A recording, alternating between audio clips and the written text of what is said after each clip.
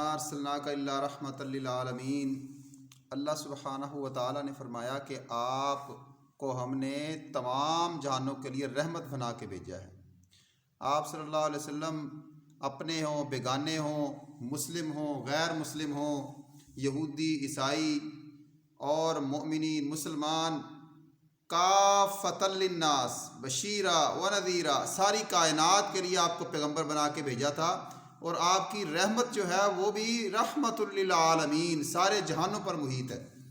آپ صلی اللہ علیہ وسلم کے ساتھ کسی غیر مسلم نے اگر کوئی زیادتی یا کوئی آپ کے ساتھ ایسا مس بیہیو کیا جو آپ کی شان کے لائق نہیں تھی، تو آپ نے بہت حد تک اس کو جو ہے نا برداشت کیا، اور جب حد سے زیادہ وہ گزر گیا تو اس کے بعد اللہ کے نبی صلی اللہ علیہ وسلم نے اس کے ساتھ جو نا جتنا اس نے زیادتی کی اتنا ہی اللہ کے نبی صلی اللہ علیہ وسلم نے انتقام لیا۔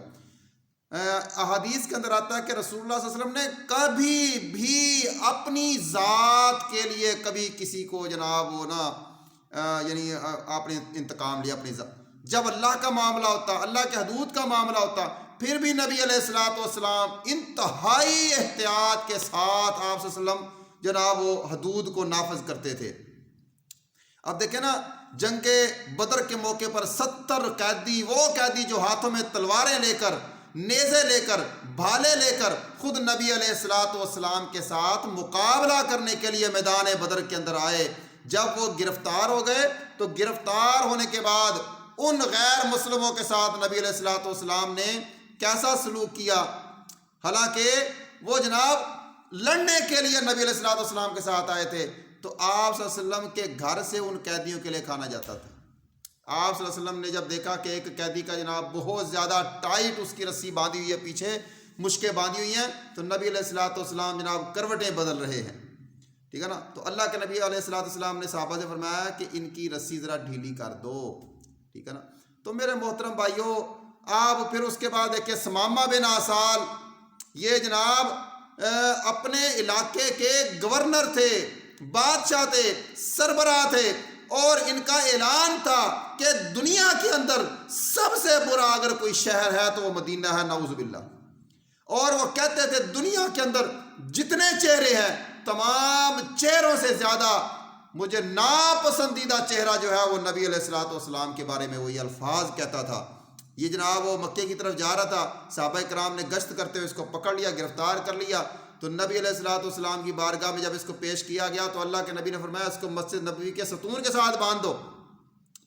تو نبی علیہ الصلوۃ والسلام جناب ہر نماز پڑھانے کے لیے جب مسجد نبوی میں آتے تھے تو اللہ کے نبی اس سے پوچھتے تھے ثمامہ کیا حال ہے تیرا؟ تو وہ آگے سے وہ الفاظ، حالانکہ یہ غیر مسلم ہے، مسجد نبوی کے اندر باندھا ہوا ہے، نبی علیہ الصلوۃ والسلام کی قید میں ہے، اگر اللہ کے نبی چاہتے تو اس کی گستاخی کی وجہ سے اس کے جناب ٹکڑے ٹکڑے اور چیتڑے چیتڑے کروا دیتے، لیکن نبی علیہ الصلوۃ والسلام اس سے پوچھا ثمامہ کیا حال ہے؟ تو ثمامہ کہتا تھا ان تقتل زاد من، اگر آپ مجھے قتل کروائیں گے تو میرے بدلہ لینے والے بڑے ہیں، اور وَإِن تُنْعِمْ عَلَىٰ شَاكِرٍ، اگر آپ میرے اوپر احسان کریں گے تو جناب میں اس کا جناب احسان کا بدلہ ضرور دوں گا۔ اللہ کے نبی نے فرمایا اس کو باندھا رہنے دو۔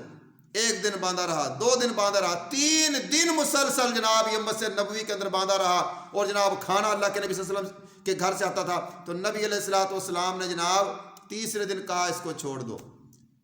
اللہ کے نبی صلی اللہ علیہ وسلم کی نمازیں، ان کی تلاوت، ان کا کردار، ان کا حسن اخلاق، ان کا پیار، ان کی محبت، ان کی جناب وہ شفقت، الفت، یہ تمام چیزیں جب ثمامہ بن آسال نے دیکھی تو جب مسجد نبوی سے باہر نکلے، اللہ اکبر، تو یہ کہتے ہیں میں جا آگے رہا تھا لیکن میرا دل پیچھے اللہ کے نبی کی طرف جا رہا تھا۔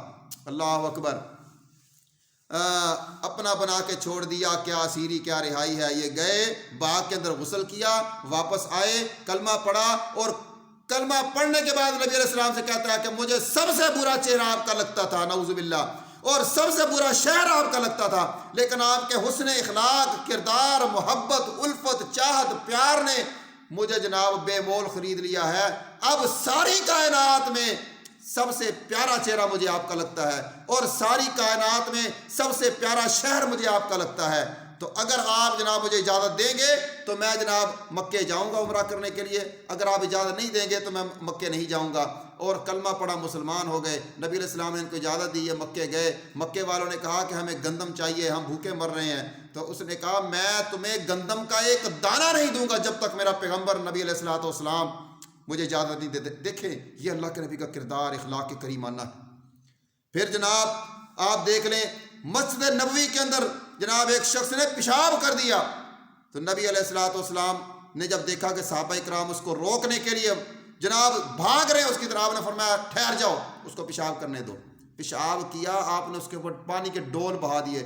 اللہ معاف کرے، اللہ معاف کرے، اگر ہمارے یہاں کسی مسجد کے اندر ایسا کوئی مسئلہ ہو جائے تو ہم تو جناب اس کو زندہ درگور کر دیں، جلا کے راکھ کر دیں ہم اس کو۔ پھر آپ دیکھ لیں اللہ کے نبی نے اس کو سمجھایا کہ یہ اللہ کا گھر ہے، یہاں پر ایسی حرکت نہیں کرتے۔ پھر جناب ایک آدمی جا رہا، اس نے مسجد نبوی کی جناب ایک دیوار پر تھوک دیا، بلغم لگ گیا اس کے جناب۔ اللہ کے نبی علیہ السلام نے اس کو جناب کھرچ دیا اور اس کو سمجھایا کہ اللہ کا گھر ہے، یہاں پر ایسا نہیں کرتے۔ میرے محترم بھائیوں، آج ہماری حالت کیا پاکستانیوں؟ آپ دیکھ لیں یہ چھونا منڈی کا علاقہ ہے ہارون آباد کے ساتھ، یہاں پر جناب ایک جناب حافظ صاحب تھے، وہ جناب وہ کاغذ چلا رہے ہیں، کوئی بھی کاغذ، اللہ بہتر جانتا کہ کیا مسئلہ تھا، بہرحال وہ کاغذ چلا رہے تھے۔ ایسے ہی مسجد کے اندر اعلان ہوگا جو قرآن چلا دیا، لوگ اکٹھے ہو گئے، ان کو مار کے جناب ان کو بچانے کے لیے ایک گورنمنٹ ٹیچر آئے، انہوں نے جناب پہلے اس حافظ کو مارا اور پھر اس استاد ٹیچر گورنمنٹ کو مارا۔ وہ جناب بہاولپور وکٹوریہ اسپتال جا کے وہ جناب وہ وہاں پر فوت ہو گئے، اور وہ جناب وہاں پر حافظ جو قاری تھے، امام تھے، ان کو جناب وہاں پر جناب مار کے انہوں نے بالکل ختم کر دیا۔ پھر آپ جناب یہ سیالکوٹ کے اندر آپ دیکھ لیں، دو بھائی جا رہے تھے، ان دو بھائیوں کو پکڑ کے جناب تمام بھیڑ نے ننگا کر کے مارتے رہے۔ یہ ہم مسلمانوں کی حالت دیکھ لو اور ہمارے پیغمبر کی حالت دیکھ لو۔ نبی علیہ السلام کے پاس کافروں کی امانتیں پڑی ہوئی تھیں جب آپ جناب مدینے کی طرف جا رہے تھے۔ حضرت علی رضی اللہ تعالیٰ عنہ کو نبی علیہ السلام نے اپنے بستر پر لٹایا اور لٹانے کے بعد فرمایا کہ یہ امانتیں ان کافروں کو واپس کر کے آنی ہے۔ اور میرے محترم بھائیوں، وہ کافر جو آپ کی جان لینے کے لیے نبی علیہ السلام کا گھر کا گھیراؤ کر کے کھڑے ہوئے تھے، ان کی امانتیں، آپ کا اخلاق کریمانہ لین دین معاملات کے اندر جناب اتنے کھرے اور سچے تھے اللہ کے نبی صلی اللہ علیہ وسلم۔ ہماری حالت کیا ہے میرے محترم بھائیوں؟ اور جناب پاکستان کے اندر بے شمار یہ چنی گوڑ بہاولپور کے ساتھ علاقہ ایسا ہوا، ایسے ہی اعلان ہو گیا جناب۔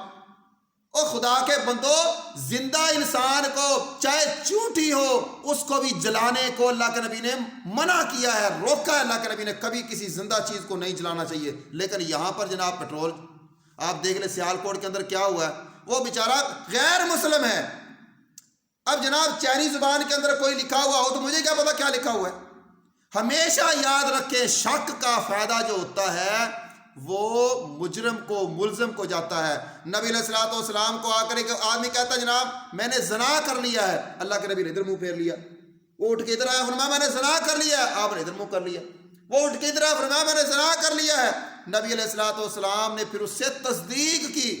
یہاں پر ہم ویسے ہی جناب اگر بات سن لیں تو ہم تو جناب اس کو پکڑ کے پتہ نہیں کیا کیا حالت کر دیتے ہیں اس کی۔ اس سے اللہ کے نبی نے مکمل تفسیر۔ پھر ایک غامدیہ عورت آئی، اس نے اگر کہا جی مجھ سے زنا ہو گیا ہے، اللہ اکبر، میرے پیٹ کے اندر جناب حرام کا بچہ ہے، اللہ کے نبی نے اس نے کہا جی مجھے آپ پاک کر دیں۔ آپ نے فرمایا اس بچے کو پیدا کرو۔ اس نے پیدا کیا، وہ چلے گی، حالانکہ کوئی پیرا نہیں ہے اس کے اوپر، کوئی مسئلہ نہیں ہے۔ میرے کہنے کا مقصد یہ ہے کہ اللہ کے نبی جناب اس حد تک جناب جو مجرم تھے، ملزم تھے، ڈکلیئر تھے، ان کے ساتھ اللہ کے نبی صلی اللہ علیہ وسلم کتنی احتیاط کے ساتھ ان کو جناب آپ ان کے اوپر حدود کا نفوذ کر رہے ہیں۔ لیکن یہاں پر صرف سن ہی لیا کہ یہ ہو گیا، وہ ہو گیا، اسٹیکر پاڑ دیا، یہ کر دیا، اس جناب اٹھا کے اس کو جناب مارا، اس کے جناب سر پاڑ دیا، ٹانگیں توڑ دی، یہ کیا ہے جناب؟ اس سے جناب پاکستان کا پوری دنیا کے اندر کیا پیغام کیا ہے؟ اس سے جناب اسلام کو کتنی تقویت ملی ہے؟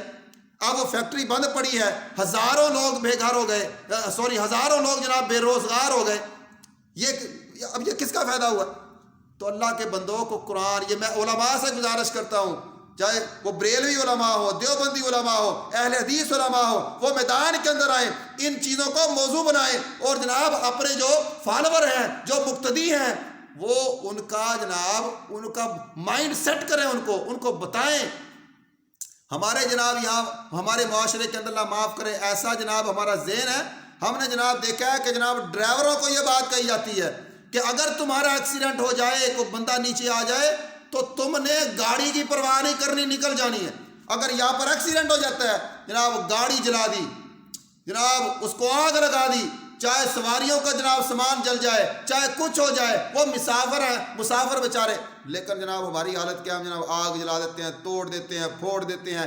ڈنمارک کے اندر جناب انہوں نے گستاخانہ خاکے بنائے، تو ہماری حالت کیا تھی جناب؟ یہاں پر پاکستانیوں کی دکانیں جل رہے ہیں، جو نمازی ہیں، جو پرہیزگار ہیں۔ ہمارے ایک دوست ہیں آصف بھائی جناب، کمیر کے رہنے والے ہیں، وہ جناب کھڑے ہوئے تھے لاہور کے اندر، ان کے جناب ٹرک کو آگ لگانے لگے، تو انہوں نے کہا بھائی میرا کیا قصور ہے یار، میں تو مسلمان ہوں، نمازی ہوں، ٹھیک ہے نا، میں تو اللہ کے نبی سے محبت کرتا ہوں، آپ میری گاڑی کیوں جلا رہے ہیں؟ میرا یہی قصور ہے کہ میں بڑے بچوں کی رزق کمانے کے لیے یہاں پر کھڑا ہوا ہوں۔ تو اللہ کے لیے ہوش کے ناخن لیں۔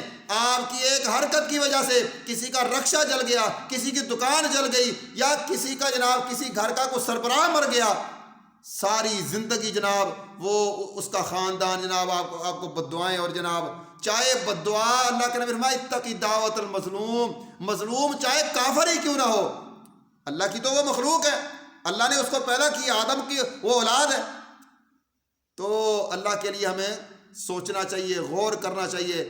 میں یہ آپ سے گزارش کرتا ہوں کہ ہمیں جناب ان حالات کے اندر اپنے آپ کو کنٹرول کرنا چاہیے۔ اگر کوئی ایسی گستاخی کرتا ہے تو آپ کا حق بنتا ہے، قانون موجود ہے، عدالتیں موجود ہیں، علماء موجود ہیں۔